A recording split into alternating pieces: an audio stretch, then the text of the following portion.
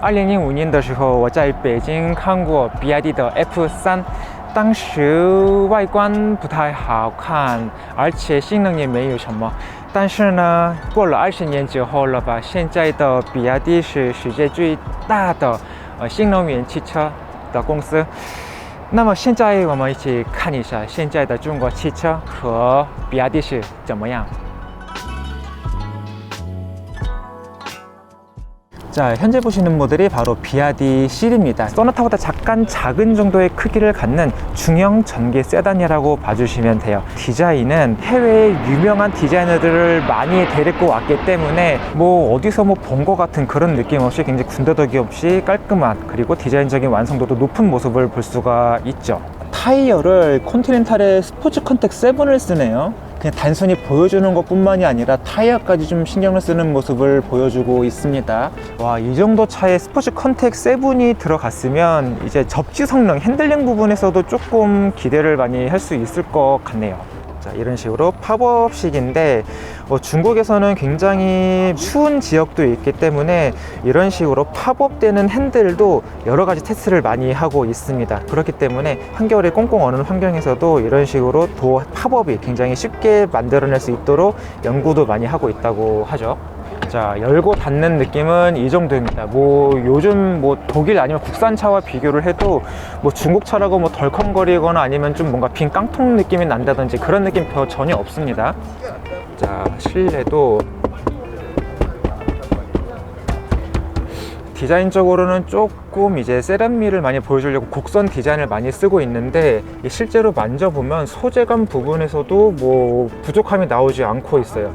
이 스티칭 부분이 조금 많이 어려워서 좀 어긋나는 경우가 많은데 이 부분도 상당히 괜찮은 모습도 보여주고 있네요. 놀랐습니다. 자, 요즘 중국 전기차들이 굉장히 화려한 디스플레이를 많이 쓰고 있는데 그래도 비아디는 그 부분보다는 조금 가성비를 추구하고 있어서 디스플레이를 그렇게 많이 쓰진 않았습니다. 뭐 그래도 기본적인 계기판, 뭐 인포테인먼트 시스템도 있고, 자, 여기 보시는 것처럼 헤드업 디스플레이까지도 잘 갖춰진 걸 볼 수가 있죠. 이제 국내에서도 최근 도입되기 시작한 이 스마트폰 무선 충전 패드 2개를 쓸 수 있는 것은 중국 차들은 좀 예전부터 하고 있었던 부분이기도 하고요. 자, 실내를 보면 굉장히 뭐 여러 가지 버튼들을 그냥 한 곳에 모아놨습니다. 버튼 조작감들은 이게 패널이 하나가 같이 움직여서 이제 터치되는 거에 따라서 반응을 해서 이제 작동을 하는 방식으로 만들어졌는데 빡빡한 느낌이 적당히 들면서도 기분 나쁘지 않은 그런 무거움을 전달하고 있어서 이 정도면은 잘 만들었는데 고급스러운데 라는 느낌까지도 받을 수 있을 것 같아요. 어디서 많이 본 것 같은 기어 레버, 조작감도 어느 정도 이게 절도감이 있어가지고 기어 단수를 잘못 선택하는 그런 착오도 없을 것 같네요. 자, 스티어링 버튼들 이 부분도 이제 조작하는 데 있어서 많이 중요한데 이 부분도 사실상 뭐 국산차 아니면 수입차와 크게 별다르진 않습니다. 이 다이얼 부분도 그러고 이게 만지면 이렇게 노는 모델이 좀 생길 수가 있잖아요. 그런 느낌도 나오지 않고 있고요.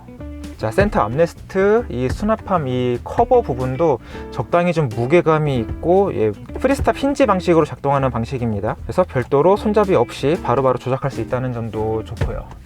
자, 좀 재밌는 부분이 있는데 이 실내에 이제 오버헤드 콘솔 쪽을 보면 여기 카메라가 있습니다. 중국산이라는 그런 태생적인 한계가 있기 때문에 여러 소비자들이 보안적인 문제를 많이 걱정하고 있습니다. 그런 걸 대비해서 카메라에 커버를 달았어요. 그래서 평상시에 내가 원하지 않을 때는 이 카메라를 닫아서 이 실내에서 어떤 일이 발생을 하고 있는지 혹시나 모를 이런 보안에도 대비한 모습을 좀 보여주고 있습니다. 운전자 모니터링용 카메라도 열고 닫을 수가 있습니다. 자, 그리고 방금 이제 이 앞좌석 시트를 앉아봤는데 허리 부분 지지하는 부분도 그러고 이 엉덩이 골반 쪽도 꽤나 잘 잡아주기 때문에 몸을 지지하는 능력에서도 아쉽지가 않았고 이 쿠션감도 좀 인상적이었습니다. 너무나도 좀 푹신거리지 않고 아니면 반대로 너무 딱딱하지도 않게 적당히 쿠션감이 있으면서 몸을 잘 지지해주는 모습이 꽤나 인상적이었습니다. 여기에 더불어서 럼버 서포트도 충분히 잘 갖춰져 있기 때문에 뭐 마사지 기능까지는 뭐 바라지 않지만 이런 급의 차에서는 그래도 갖출 거는 갖춘 시트라고도 좀 볼 수가 있을 것 같네요. 의외였습니다. 이 부분 괜찮았어요. 자, 뒷좌석 공간은 이 정도가 나옵니다. 무릎 공간도 어느 정도 좀 넉넉히 확보를 해둔 모습이기 때문에 네, 공간적으로는 이 정도가 나올 것 같고, 아무래도 바닥에 배터리가 위치하기 때문에 이 다리가 조금 더 올라오는 포지션으로 앉을 수밖에 없거든요. 한번 앉아 보겠습니다. 앞좌석을 B필러에 최대한 맞춰보고, 공간은 주먹 한 2개 정도가 들어가는 공간을 만들어 냅니다. 이 정도의 공간이라면 이 차 자체가 준중형에서 중형 이 사이 정도로 위치를 하기 때문에 뭐 공간적으로는 충분한 것 같고요. 다만 이 배터리가 바닥에 깔려 있다는 이 태생적인 한계 자체는 어떻게 극복하진 못한 모습입니다. 현재 보시는 것처럼 바닥 시트 쿠션과 이 다리 사이에 공간 나오는 거 보이시나요? 전기차에서 세단은 중국차든 국산차건 어쩔 수가 없는 것 같네요. 자, 머리 공간이 이 정도가 나옵니다. 이 천장에 지금 선쉐이드가 덮여 있어서 약간 머리가 닿고는 있는데, 만약에 이것이 없다면 이제 파노라마 루프가 있어서 머리 공간은 그래도 조금 더 확보는 할 수 있을 것 같습니다. 시트 각도 자체는 뭐 크게 불편하진 않습니다. 일반적인 그냥 세단 정도로 봐주시면 되고, 너무 누워 있다던가 아니면 반대로 너무 각지게 서 있진 않는, 그래도 어느 정도 적당한 포지션은 찾은 것 같네요. 타입 A USB 포트 있고 타입 C 포트 있고, 여기에 더불어서 네, 별도 220V짜리 전원 공급 장치도 있습니다. 자, 요즘 현대기아 세단에서 이제 뒷좌석 폴딩이 안 되는 경우가 많죠. 이 중국차 비아디는 네, 폴딩이 되도록 만들어 놨습니다. 이 약간 이런 식으로 마감 부분이 아직은 조금 이렇게 우는 거 보이시나요? 아직 마감 부분이 막 완벽하게 좋다라는 것 정도는 아니지만, 뭐 기능성이라든지 그래도 최소한의 소비자들이 필요로 하고 있는 부분에 대해서는 충실히 좀 갖추고 있는 모습이네요. 자, 현재 비아디 실 충전하는 것처럼 보이죠? 하지만 네, 전자제품을 연결해서 전기를 끌어다 쓰고 있습니다. 네, 맞습니다. 예, 비아디 실도 이 V2L이 가능합니다. 자, 현재 비아디 실에 지금 탑승을 했습니다. 먼저 지금 시트를 좀 포지션 정확하게 맞춰보고 있는데, 시트 쿠션을 조절하는 각도가 조금 제한적이긴 한데 뭐 그래도 크게 문제는 없는 것 같고요. 스티어링 휠, 텔레스코픽, 그 다음 틸트 모두 다 가능합니다. 물론 전동은 아니고요. 스티어링 휠이 굉장히 좀 가볍네요. 자, 록토록은 2.5입니다. 자, 그러면은 출발하겠습니다. 스티어링 휠은 좀 가볍고, 이제 여기서 플라름부터 이렇게, 지금 이 콘 간격이 너무 좁아서 이것만으로는 좀 어떤 주행 감각을 느끼긴 힘들 것 같고, 자, 방금 약간 좀 요철 부분을 밟았는데 그쪽에서 느껴지는 임팩트 쇼크 부분도 그래도 어느 정도는 좀 잘 잡아주는 느낌을 받았습니다. 살짝 좀 경직된 승차감은 만들어내고 있지만 그래도 어느 정도 최소한의 승차감은 만들어내고 있고, 브레이크 페달 조작감은 조금 초반에 민감한 성격을 보여주고 있습니다. 뭐 가속 감각은 아까 전에 잠깐 느껴봤었을 때 그래도 어느 정도 전기차로서는 충분히 파워풀한 모습은 느낄 수가 있었고, 전반적으로 이런 스티어링 휠이라든지 페달 조작감은 꽤나 좀 가볍게 느껴지는 감각이라고 말씀드릴 수 있을 것 같습니다. 자, 다음으로 한국에 출시될 모델은 바로 아토3입니다. 전체적인 크기를 보면 대략적으로 이제 투싼이나 스포티지 그보다 약간 작은 정도의 사이즈를 갖습니다. 조금 아담한 그런 전기 SUV라고 봐주시면 될 것 같아요.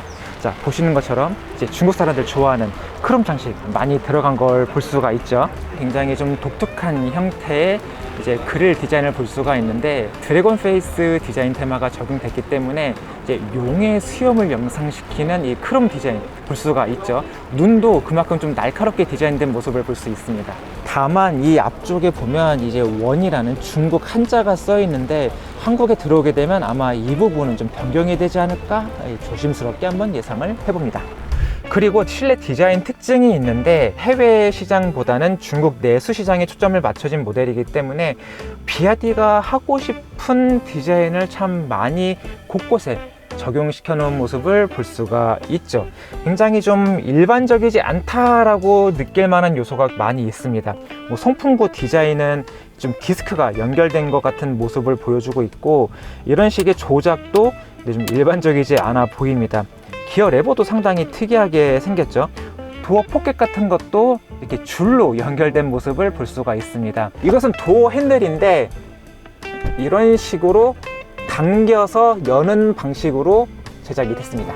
이 차는 이제 좀 컴팩트한 SUV이기 때문에 가성비를 많이 따졌습니다. 때문에 계기판 사이즈도 좀 작은 것을 볼 수가 있고, 인포테인먼트 시스템은 그래도 어느 정도 크게 만들어서 이곳에서 최대한 많은 기능을 담당할 수 있도록 그렇게 만들었습니다. 특히 인포테인먼트 시스템이 회전하는 기능이 적용됐기 때문에 좀 화면을 상황에 따라서 다르게 이용할 수도 있는 점이 특징이기도 하고요. 그래도 버튼에 누르는 감각은 괜찮은데 좀 이런 식으로 많이 좀 흔들리는 모습을 확인할 수가 있네요.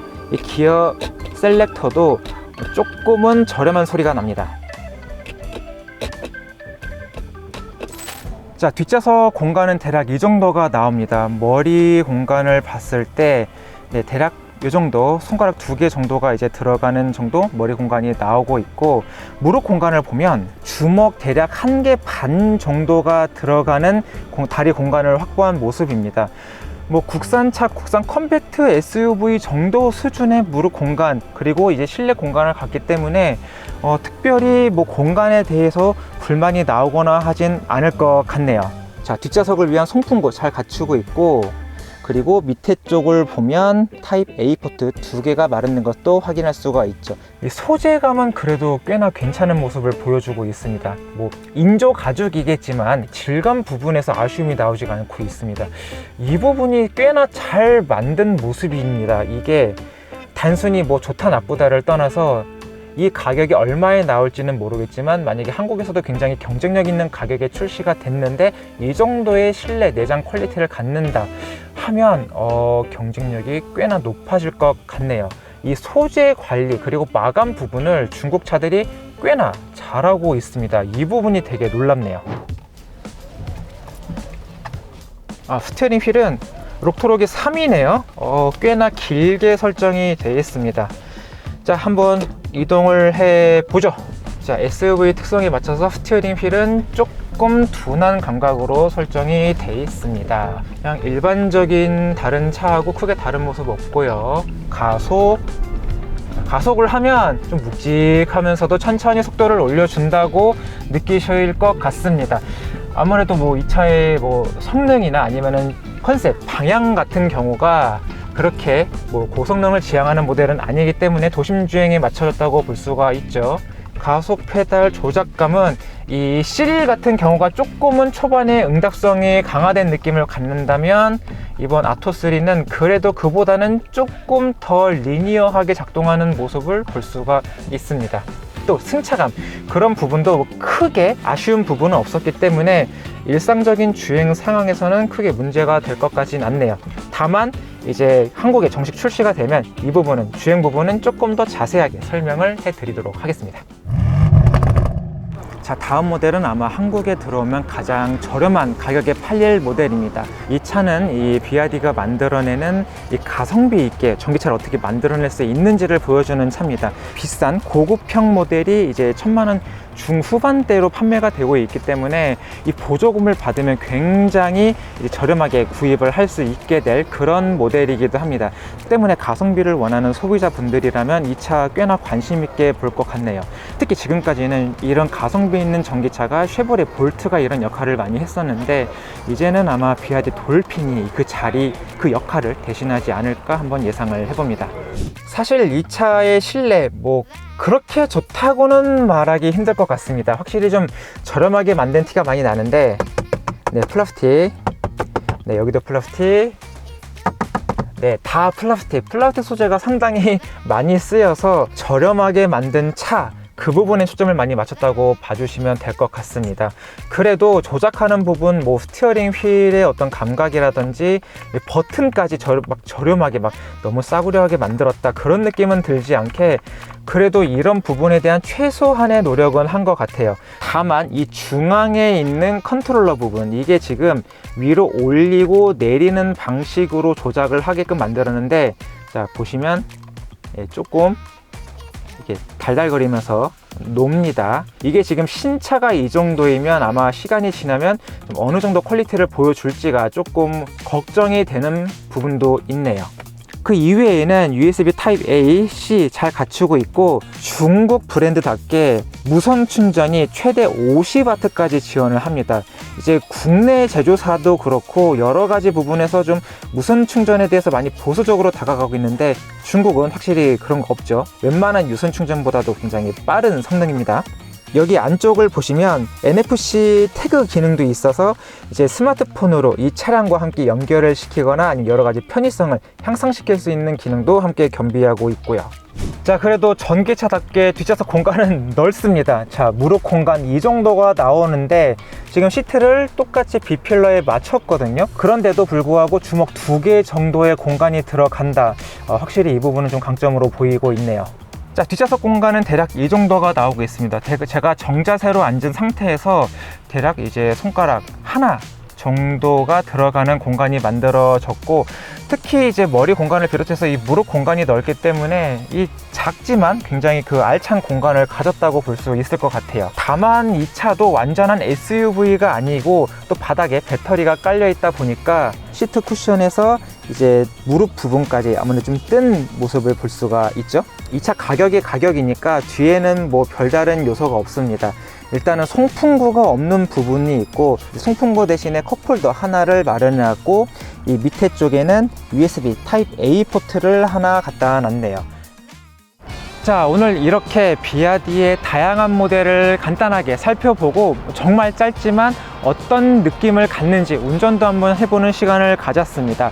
자, 여러분들께서 가장 먼저 궁금해할 부분부터 말씀드릴게요. 과연 한국차보다 좋냐?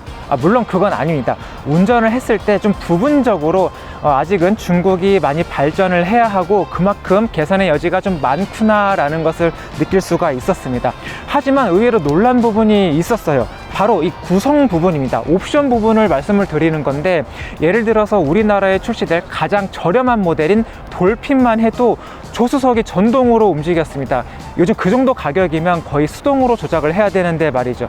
확실히 옵션 부분에 대해서는 중국 차들이 강하구나 라는 것을 느낄 수가 있었습니다. 또 한 가지, 바로 인포테인먼트 시스템인데 비아디 모델이 다른 중국의 좀 그런 고급 라인업과 대비해서 좀 이 인포테인먼트 시스템의 칩을 조금 저렴한 것을 쓴다고, 좀 성능이 낮은 거죠.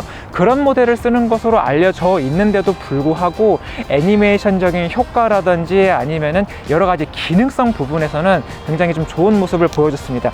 때문에 이 부분에 대해서는 만약 경험을 하게 된다면 정말 중국 차의 이런 인포테인먼트 시스템, 그리고 생각지 못했던 이런 옵션들이 상당히 좀 좋구나, 이런 의외의 모습을 아마 보실 수 있을 것으로 예상이 됩니다. 다만 아마 한국에서는 그래도 좀 어려운 싸움이 될 것 같아요. 워낙에 한국 제조사들이 만드는 전기차들이 경쟁력이 높기 때문이죠. 여기에 더불어서 이 한국 소비자들이 이 중국차에 대한 인식에 대한 부분도 아무래도 좀 제한적이라는 점도 조금 발목을 잡는 요소로 되지 않을까 싶습니다. 때문에 이 비아디 코리아도 이 이미지 개선을 위해서 정말 많은 노력을 해야 할 것 같고요.